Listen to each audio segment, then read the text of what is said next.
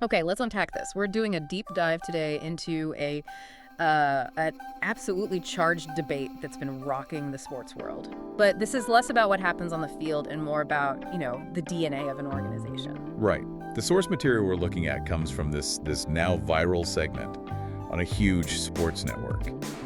And it included what might be the most severe condemnation of a professional franchise I think we've heard in years. It was so far beyond just harsh criticism. I mean, the language was, it was extreme. Oh, absolutely. The pundit basically said he would rather get a serious case of food poisoning, like genuinely debilitating food poisoning, than ever play for the New York Jets. He called the entire organization a football atrocity. Atrocity. I mean, that's a word you reserve for something truly terrible. And a comment like that extreme, it's obviously going to get a reaction. And it got a really quick one from the team's star player, Garrett Wilson. Yep. He went straight to social media, called the pundit a real sellout and a square. And that tension right there, that's what we're dissecting. The clash between the on-field talent and this toxic organizational reputation. Exactly. And our mission for this deep dive is to go beyond the name calling. We need to figure out what evidence, what numbers and history would drive someone to use language like atrocity or trash. We're testing the indictment. And then we have to look at the other side. Right. We'll pivot and evaluate the counter-arguments. The ones that say, hey, this new regime, they deserve time. That they have the capital to finally turn this thing around. It's legacy versus potential. So let's start with that first provocation, because food poisoning is just so specific, so visceral. And he didn't back down. When they pressed him on it, he doubled down. He said he would do whatever I could to be alive and be okay in the end, but to ruin their thoughts of ever wanting me on their roster, I would do. He even said he'd rather go back to college than play for them.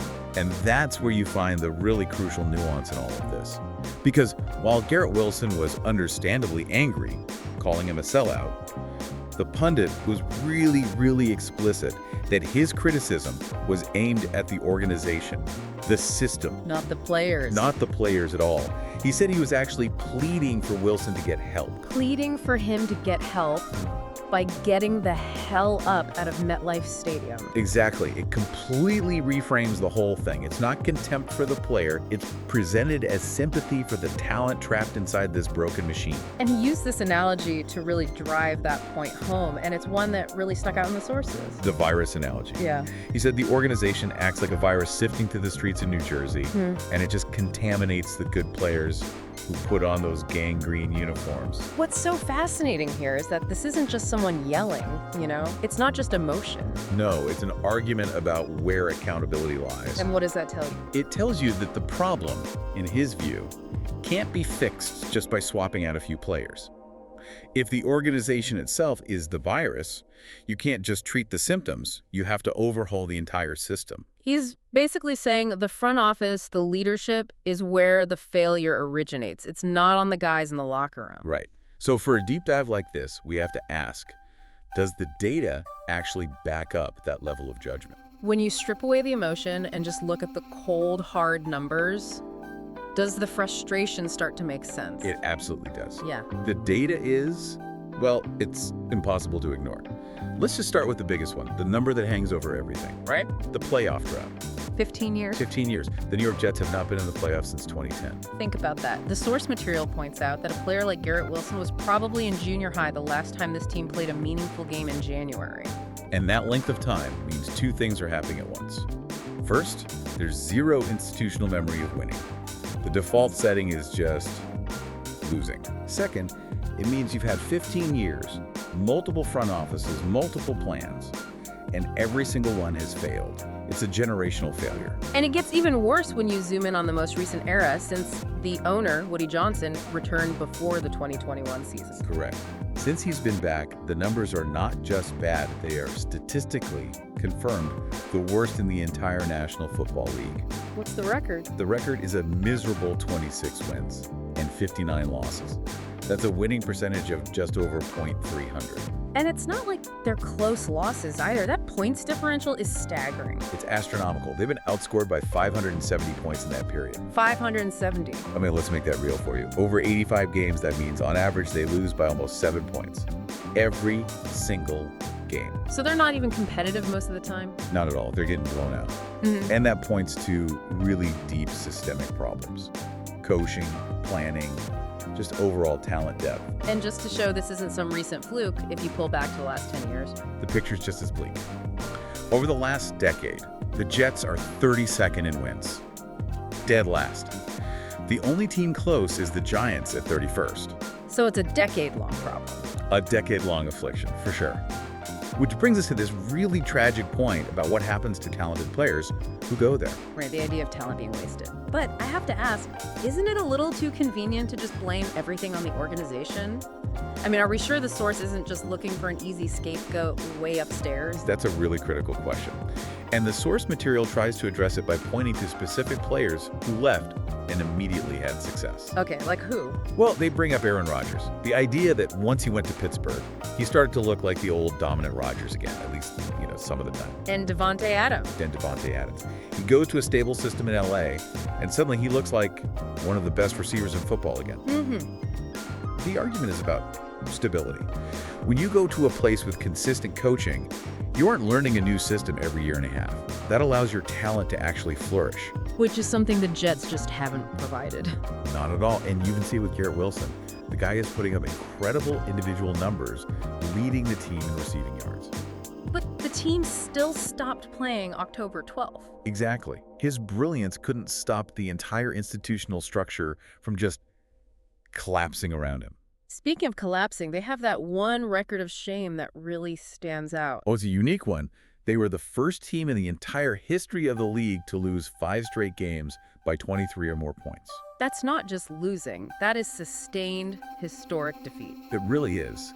And this all creates this huge dilemma for any young talent coming into the league. The source brought up that hypothetical about a top quarterback prospect, a guy like Dante Moore. What if he just skips the draft to avoid getting picked by the Jets? Well, and here's the paradox, right? The counter argument is that if you're a top quarterback, you are, by definition, going to a bad team. That's how the draft works. You can't avoid it forever. You can't. You can only delay it. But it also shows that one player, even a great one, doesn't just instantly fix a broken organization. As the analysis pointed out, it takes time. A lot of time. And a consistent plan. Which is the perfect pivot to the other side of this. The arguments for hope. If the history is so bad, why should anyone believe this time is different? The whole defense seems to be built around this idea of a new regime. It is. It's all about head coach Aaron Glenn and the GM, Nietzsche. The argument is that these guys are a complete break from the past. And they talk a lot about Glenn's character. They do. He's described as a great leader of men, a sharp strategist. Even players who are leaving, like Quinn Williams, have immense respect for him. And the comparison they keep making is a pretty powerful one. The Detroit Lions. The Lions. I mean, for years, they were the definition of a failed organization, a punchline. Until Dan Campbell came in and just completely changed the culture through his authenticity and his connection with the players. So the idea is that Glenn could be that kind of culture changer for the Jets. That's the hope. That he's not just an X's and O's guy, he's a culture guy. And that's what they need more than anything. And you have to factor in the time element. I mean, this group has only been in power for about 11 months. Right. You can't expect them to undo decades of dysfunction in less than a year. Plus, unlike some of the past regimes, this one has resources. Real resources. Ton of them. And this is the core of the optimism. They have amassed a huge amount of future capital. Right now, they have the most draft capital in the entire NFL for this upcoming year. That's a massive asset for a rebuild. It is. And specifically, they have 4 picks in the top 45 this year. 4. And 8 picks in the first 2 rounds over the next 2 years. That's not an accident.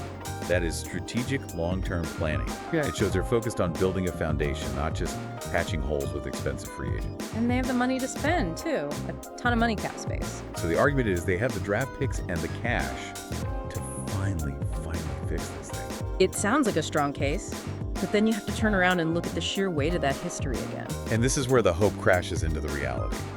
The systemic failure is it's undeniable. The biggest issue is instability. Since 2010, their last playoff year, this organization has had 6 different head coaches. And 6 different general managers. Aaron Glenn and Mai are the 6th pair. The 6th in just 15 years. With that much churn, no plan can ever take root. You're constantly starting over. Constantly. And the results speak for themselves. They haven't had a winning record, just a season above .500 since 2015. That's almost a decade of just mediocrity or worse. And if you want to find the last time they actually won their division, You have to go way back. all the way back to 2002, under Herm Edwards. That was before the Patriots dynasty even really took over the entire AFC East. But the single most damning statistic, the one that defines the whole problem, it has to be about the quarterbacks. It is. It's the most critical position, and it's their biggest failure. The Jets have not drafted a Pro Bowl quarterback for their team since 1983. Ken O'Brien, 1983, that's just staggering. Every single attempt for 40 years, every draft pick, every development plan to find their franchise guy has failed. And of course, the little historical footnote is that they passed on Dan Marino that same year. It's the perfect symbol for it all, isn't it? Passing on a Hall of Famer. It just shows this long, systemic inability to get the most important decisions right. So when you stack all of that up, the turnover, the losing, the drafting failures, it brings you right back to that pundit's conclusion. That the owner has been so inept that the losing almost looks intentional. That the virus, as he put it, comes to the very top, way upstairs. Which raises the really important question that ties all this together, doesn't it? It does. How much credit can this new regime, Glenn and Meany, actually earn before they're just swallowed up by decades of this systemic failure? At what point does the history stop being an excuse and start becoming just who you are as an organization? It's a true paradox. Because on the one hand, you have real talent like Garrett Wilson and all that draft capital. That's tangible hope. But on the other hand, you have this documented history of failure that is, frankly, unmatched in the league over the last 15 years. It creates this burden of proof for the new guys that's almost impossibly high. So for you listening, the big takeaway here is that you're really looking at two separate things. There are the players and coaches who work hard every day, and then there's the organization itself, defined by its long-term record. The critique is aimed at the organization. And that's why that whole sellout debate misses the point. When you lay out these painful documented facts, it's not selling out the players, as the source material argued. It's actually looking out for the talent that keeps getting wasted in this broken system. Which leads us to our final thought for you to chew on. Given this consistent 15-year track record of failure, we're on the sixth head coach and GM combo, constantly ripping up the floorboards. What specific, undeniable evidence do Aaron, Glenn, and Miney need to show us in these next 11 months to prove that they can actually break this pattern, to prove they're different? It's not just about winning a few more games. It has to be about showing real cultural stability, real player development. They need to prove the virus is cured, not just in remission. That's the test. It's not just about winning football games. It's about conquering history.